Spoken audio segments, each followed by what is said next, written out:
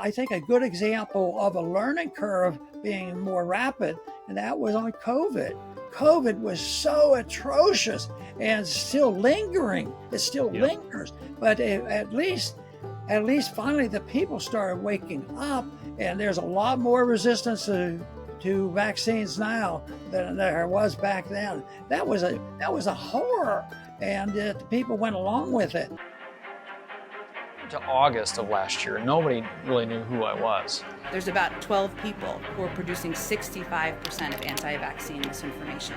We need to come together as Americans and realize that we have a war at hand here. Right? Like, dude, how scared of this shit do you have to be to be wearing gloves, a face shield, and mask at this point? Help us to urge folks and say to them, look, it's time to roll up your sleeve and get the shot. Chiropractor in Omaha, Nebraska, responsible for 65% of the anti-vaccine misinformation. Put what I say to the test. Just don't write me off as crazy misinformation. Doctor, please bring yourself in order. 600,000 people will die of cancer. 300,000 people will die of obesity this year. When is enough enough? Dr. Paul, how are you today? I'm doing fine, and we finally got together here. Yes. We have one staff person now, so we've been improvising, but we worked it out. Yeah. Well, it's like I said, I believe this is our 5th or 6th interview we've done together. In our first interview we did back in 2018, we talked about mandatory vaccinations coming our way, and it's comical because what do you know? We have mandated COVID vaccines on the schedule 4 years ago, and we had the foresight to see that coming our way. But I just wanted to just have a conversation with you today, just about, obviously, you have so much wisdom in currency in the Federal Reserve, and I want to get your insight on what's coming down the pipeline from the Genius Act. Your thoughts on that, the stable coin. Is this a Trojan horse to get implemented funnels into this technocratic communistic style government? Hey, you're talking, have we started? Yeah, we're just diving right in here. Oh, okay. Well, yes, I think the crypto thing is a big deal. I don't understand it all. I'm not a computer type guy, but I'm still pretty old fashioned when it comes to currencies and money. And I think if a person that today understood money like Aristotle did, we'd all be okay. But this new technology, with the cryptos, it's something that I don't think is quite what it is. I mean, how can we go to zero up to trillions of dollars being involved? So, and also the movement now on these legislation, I work closely with crypto people because I'm for, and I introduced a lot of legislation in Congress to have competing currencies. I still strongly believe in it, but I've never gotten involved to either significantly criticize or endorse, the currencies and, the cryptocurrencies. But that to me is something that is more difficult. But I think that what's the movement is now, and it started years ago. I was at a cryptocurrency meeting, and they were talking about getting the best lobbyists that knew something about ways and means and SEC, because we got to get upstream. We have to be one of the crowd, and seeing this would be a beneficial, and they have, and it is beneficial. It's more credible. But it also cancels out some of the things that the crypto is supposed to do, and that is give you anonymousless stuff, and not forcing you to go to banks, and the IRS is aware of things, but this has been worked out more gracefully, and they're absolutely right. If you work with them, you might get get the currency to be worth a lot more. So I don't see all that as an advantage. So when it comes to, the Genius Act, and I feel like it's this Trojan horse of centralized control, and something that, I think you championed was like, listen, we can't have the centralized control, especially their currency and a one currency and the Federal Reserve and all this corruption. But, what are the dangers of a centralized control over especially with like AI intelligence, and it's a this biotechnology as a guise as national security. But how does that? What are the dangers of that, Dr. Paul? Well, the first thing is I don't know, and nobody else does either. It's sort of like the current system, Federal Reserve argues over. I'm sorry about this, but I'd have to take a sip. No, that's okay. The the argument today between Trump and Powell is what interest rates should be. And of course, they don't have the vaguest idea what the right interest rate is.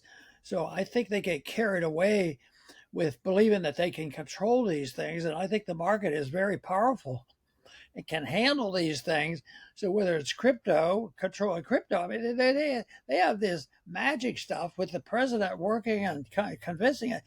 They confiscate Bitcoin, they achieve it, and they want to revalue gold and take the value and buy crypto and put it at the Federal Reserve as a reserve and never use it. And they say the one thing is we hold it, and they advise all holders of it, never touch it. Well, that isn't the way. That isn't the reason I hold gold. Is I hold it in case we do need to touch it. But they want to set it there, and they have these magical promises. If we keep it there long enough, it's when it goes from $1 up to $100,000, boy, that is wonderful stuff. And if people don't make money, they must not have been very smart. But that I think is just beyond my understanding or endorsement. And that's Right. what but the government's participating in it. And they always argue, at the rate it's growing, it's unbelievable. They said we can Right. pay off the national debt. No, how can we be opposed to that? Right. But it's just a little bit beyond my comprehension.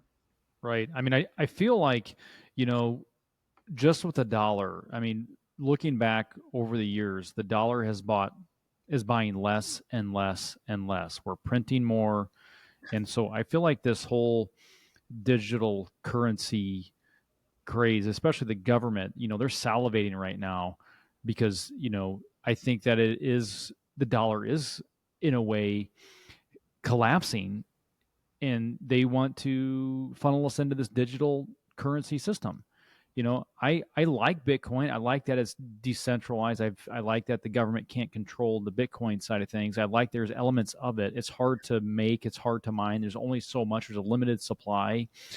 They can't print more of it.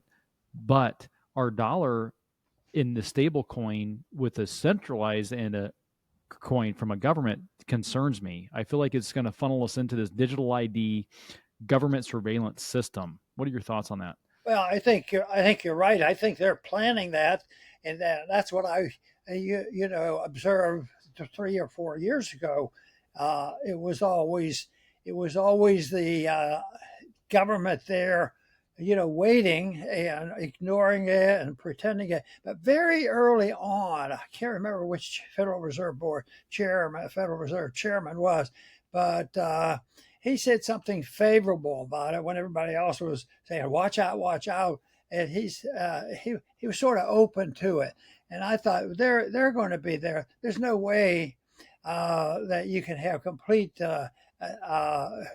privacy, because even under today's circumstances, how can you spend any of that? If you're cashing a lot of money, you eventually have to get it into your bank. And I talked to somebody about that the other day, and he said, "Oh, you're right about that. I can't spend my $1 billion tomorrow unless I can convert it real fast and I can transfer it." So there's a lot of those truths, but I just don't think that it's a practical thing. But I do know, just from my experience, government is there. They're watching closely.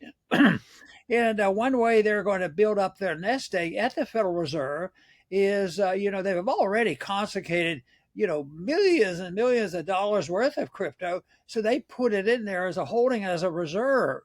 Now well, maybe it will work. And, I don't want to say it's impossible, but I don't know how it's possible.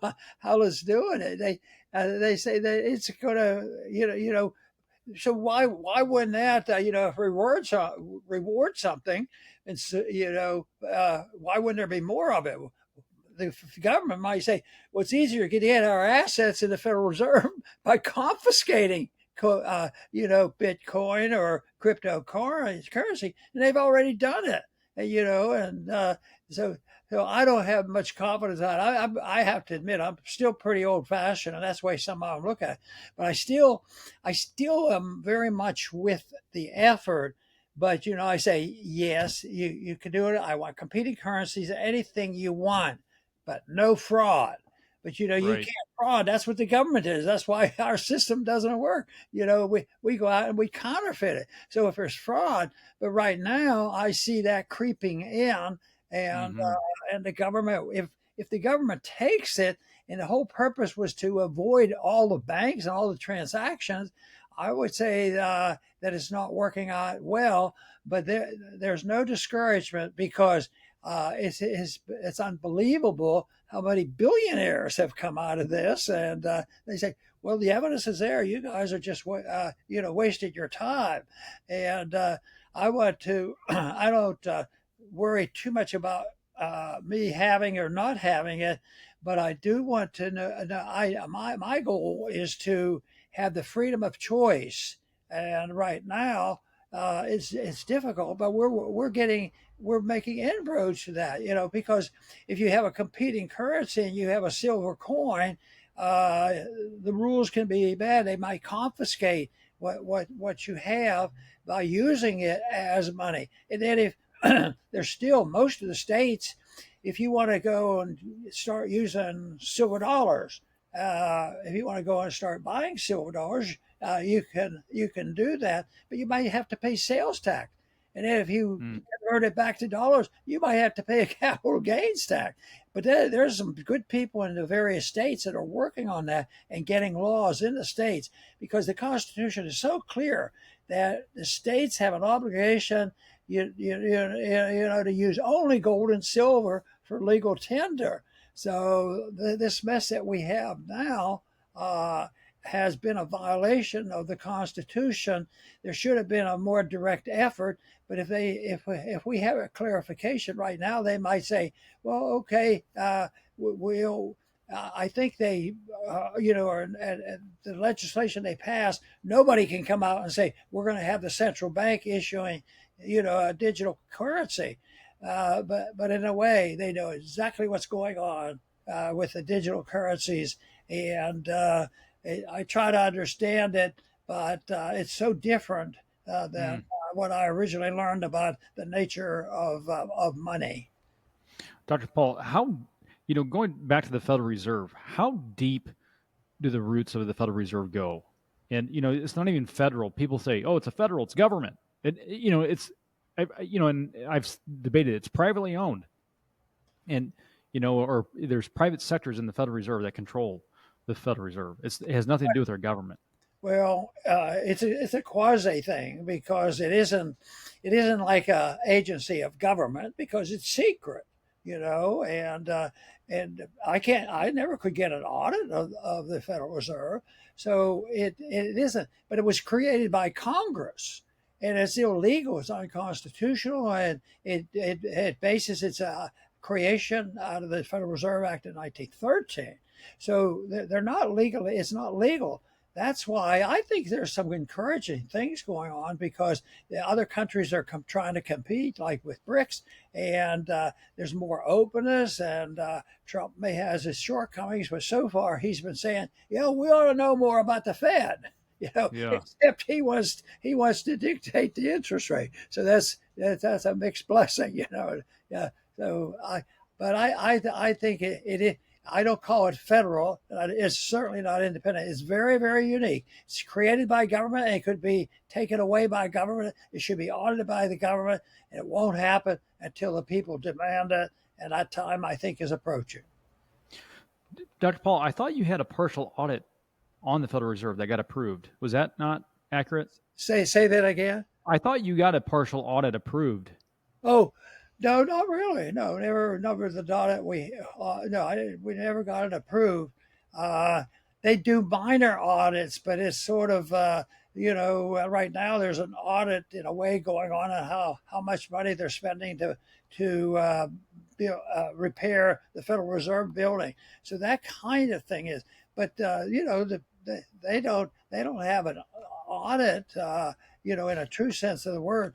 Yeah, what I really think the big deal is when we have these emergency crises and the banks are really in trouble, and I think there's a lot more mischief than anybody ever knows because the big guys all get bailed out, and I don't think it's a billion here and a billion there. I think it's trillions of dollars that rescue these banks in order to keep them alive, and on the short run it's sort of they get hold of it. Sometimes I can't imagine them how they can do it, but they've been able to. But eventually, they do lose control, and that's why we're in a stage now where things are moving more rapidly. This whole idea, it wasn't too many years ago. Theoretically, of course, we couldn't own gold. And theoretically, gold was being converted to foreigners at $35 an ounce, an ounce or $3,000, and Right.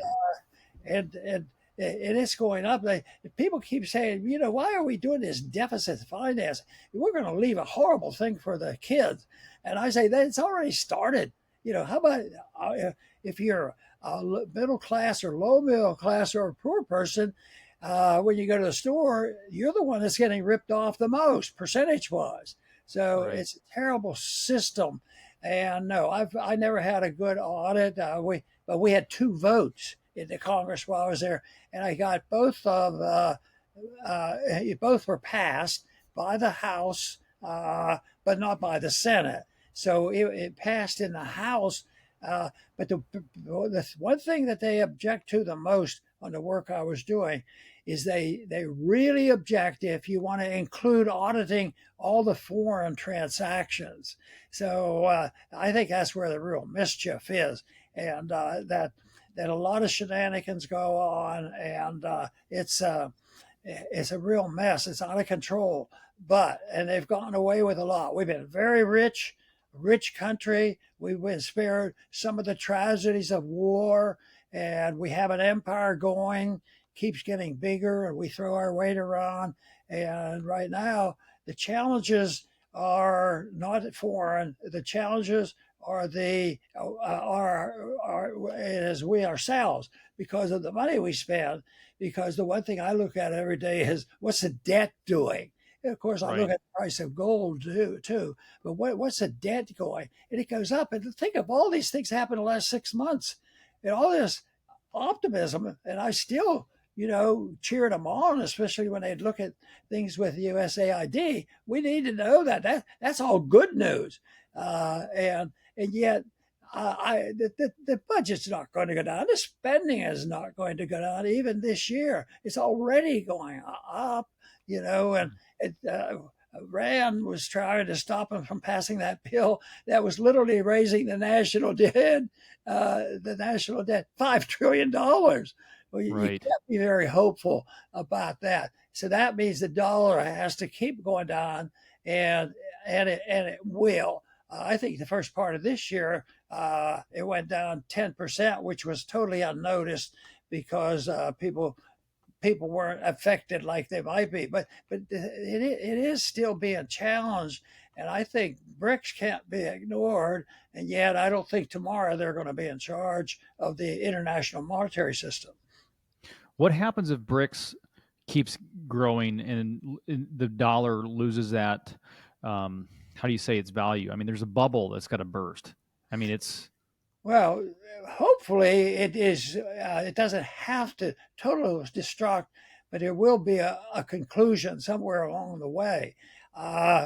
Because the British, the pound was a reserve currency. They're still a pound, but they're not the reserve currency of the world. But we would lose our status. It would all be good news because we wouldn't have our empire. It would be challenging our empire, and we couldn't throw our weight around with being able to dictate, everything about, tariffs and interest rates and all these kind of things going on. So we would lose a lot of clout, but we should regain a lot of liberty, because the more authoritarian our government gets is also a threat to us. And when conditions get bad, the people suffer. The middle class, I think, is in much worse shape than most people realize or want to admit. Right. But if you read the newspapers and look at TV, especially if you look at the conservative news media, boy, Trump's on a roll. And in some ways, politically, he is, but I think is very fragile. Right. Dr. Paul, if you were still in Congress today, what would you be doing? What would you be fighting for right now in Congress? What I was fighting for in 1974, and that is preserving liberty, getting people to understand what it is.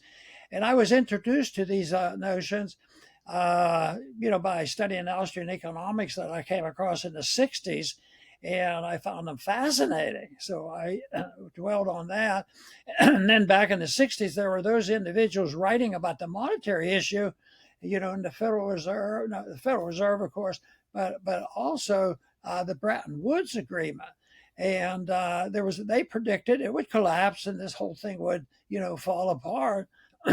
So when Nixon had announced that on August 15th, 1971, that a big deal happened, and it was a big deal, and the 70s were terrible, but we quit reimbursing. It really was the first admission that we're bankrupt, but we were able to tide it over, and the people needed something, and they've hung on to using the dollar.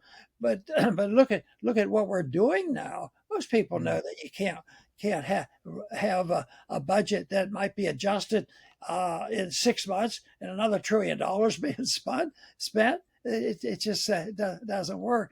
But I think that's been always my goal, was to talk to people about what personal liberty is all about. And that's why we should understand the blessings of having an opportunity to have lived under basically the concept of the Constitution and sound money, and which is disappearing. I wrote a little pamphlet not too long ago, and I said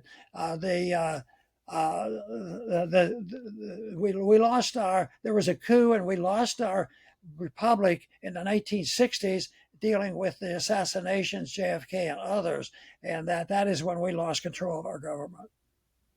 And I think these are such important topics. I mean, this is more than just a conversation here.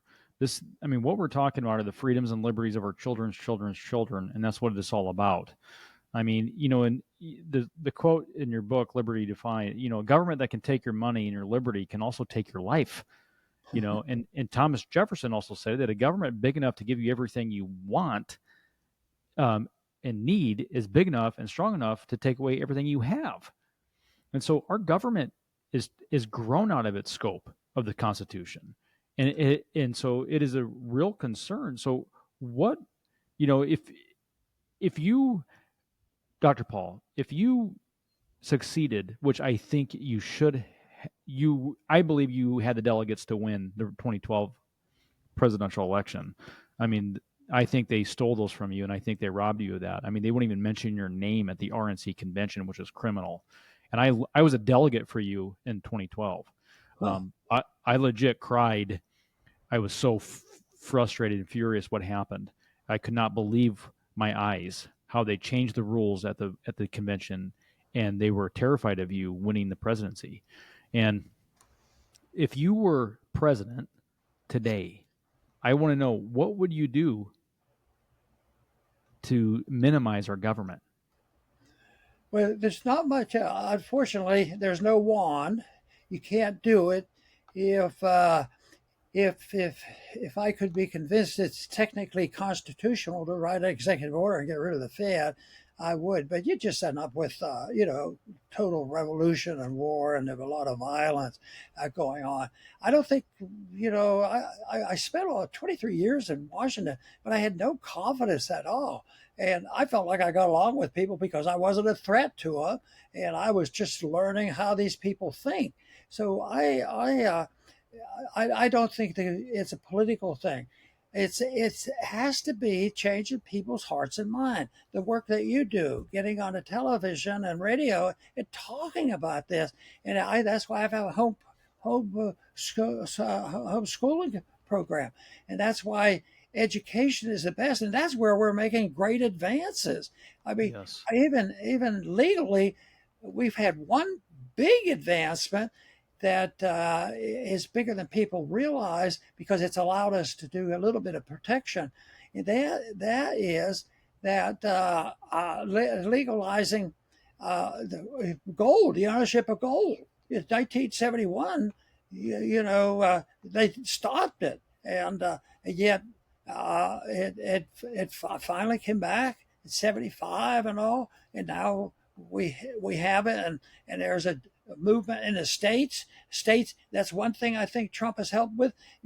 I don't know how they're going to work out, but he said, well, this Department of Education is for the birds. It's not constitutional. Look at what we have.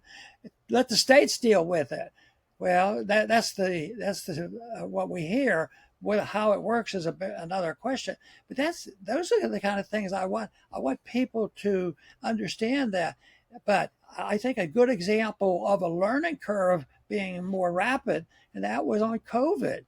COVID was so atrocious and still lingering. It still lingers, but at least finally the people started waking up, and there's a lot more resistance to vaccines now than there was back then. That was a horror, and the people went along with it. And what we have to, but when they changed their mind, when the parent teachers associations would meet, and a few parents got really burned up, would stand up and start talking, that sort of opened up the doors to this thing breaking down because it wasn't working.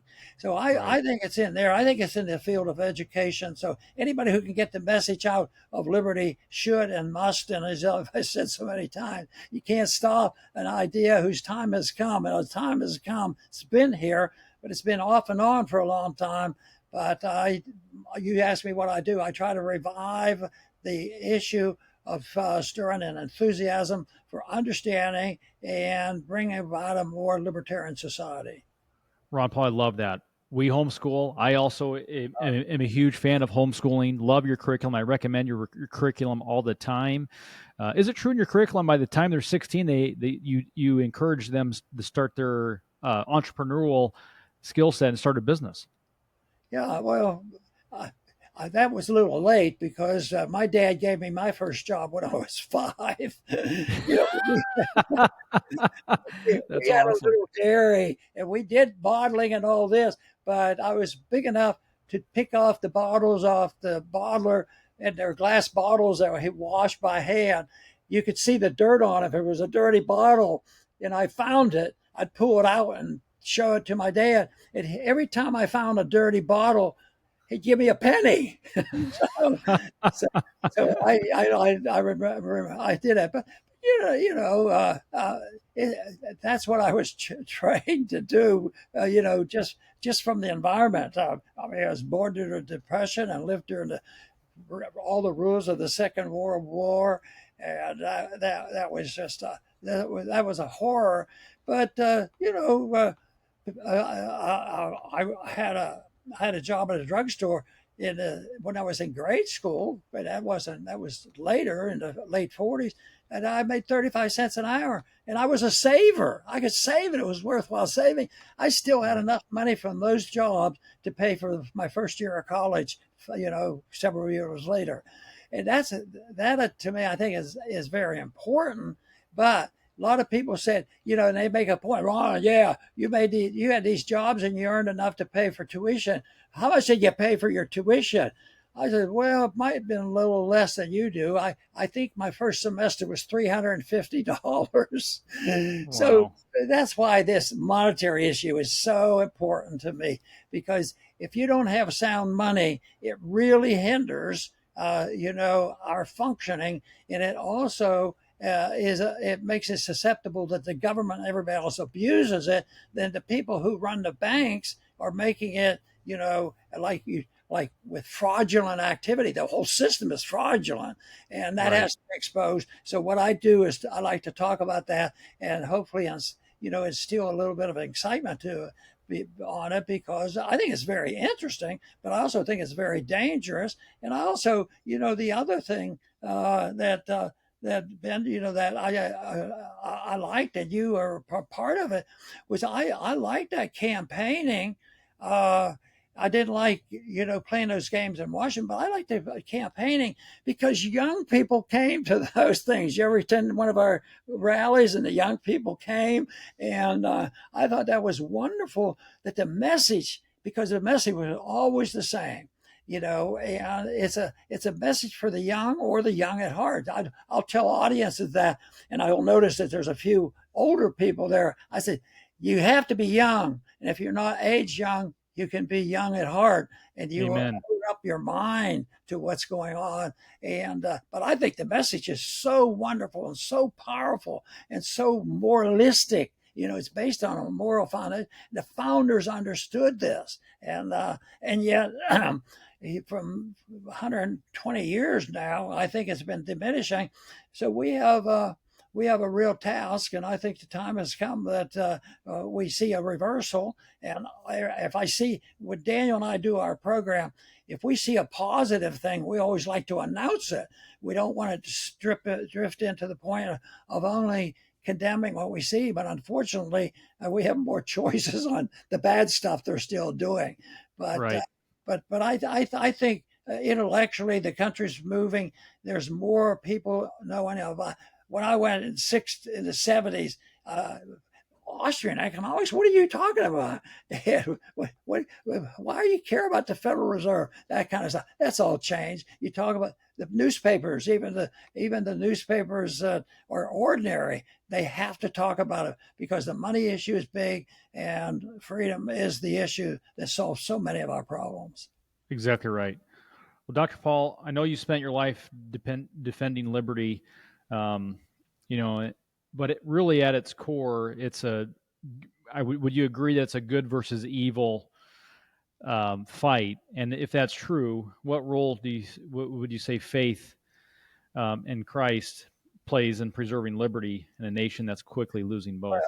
I think it's a big deal because lately I've been citing, natural law more than anything else, and natural law was around forever. If you look back even to the earliest history where people were organized but might not even have written laws, you could find out that there was a natural law that people did understand of, and it served it. It isn't just one religion. It's been in all the religion, and they follow, and it helps me because it falls into a libertarian viewpoint. The natural law say you're not allowed to lie. You're not allowed to steal. You're not allowed to kill. And those are natural. Yeah, you don't even have to have laws about it. They knew that for a long time, that is wrong. And just look how much killing that, in my lifetime, how much has happened, World War II on, and that's is still happening. So, of course, in our program, we get attention when we see people starving to death in the Middle East. That bothers me a whole lot too. But Yes. I still believe that with technology, see, the internet is very, very dangerous, spreading all the garbage. But the internet's been helpful. I use it to get my program out, and sometimes we reach a lot of people. So it's looking for the truth. I think it's a contest between the nihilists. They don't even believe there is truth. So why should you and I be wasting our time looking for truth? And they get their excuse so that they don't have to look for it because it isn't there. And the other thing is what is our tool? And that is doing our very best to understand what is truthful and convincing people. And quite frankly, I don't think that's such a difficult sell. If you get, especially somebody that's listening, or a young group or a decent group, there's a lot of people who don't, of course, the nihilists, they don't want to hear that. Right. And I do believe that the founders thought understood this, and I think the Christianity has been a blessing in this sense that even though all religions carry those thoughts to some degree. And I think it is. It's a contest between nihilism and telling you the truth. And it's not going to be solved. I don't think we're going to, arrive next week. Oh, yeah, these guys telling the truth. I'm going to do everything they tell me.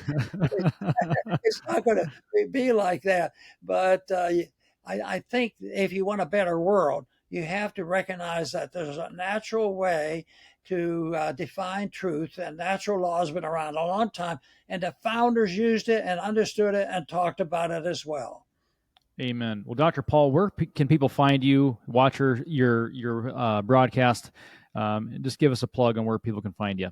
Well, we do the Liberty Report each day, and we live stream it on Rumble at 11 a.m. at 11 o'clock. Awesome. Well, Dr. Paul, I really appreciate your time today. Love all your wisdom. I think you left a great example for us to follow in the fight for liberty. And just, I really respect all the work that you've done. So Dr. Paul, thank you again. God bless you. And thank you for your time. Very good. Nice being with you again. To August of last year, nobody really knew who I was. There's about 12 people who are producing 65% of anti-vaccine misinformation. We need to come together as Americans and realize that we have a war at hand here. Right? Like, dude, how scared of this shit do you have to be to be wearing gloves, a face shield, and mask at this point? Help us to urge folks and say to them, look, it's time to roll up your sleeve and get the shot. Chiropractor in Omaha, Nebraska, responsible for 65% of the anti-vaccine misinformation. Put what I say to the test. Just don't write me off as crazy misinformation. Doctor, please bring yourself in order. 600,000 people will die of cancer. 300,000 people will die of obesity this year. When is enough enough?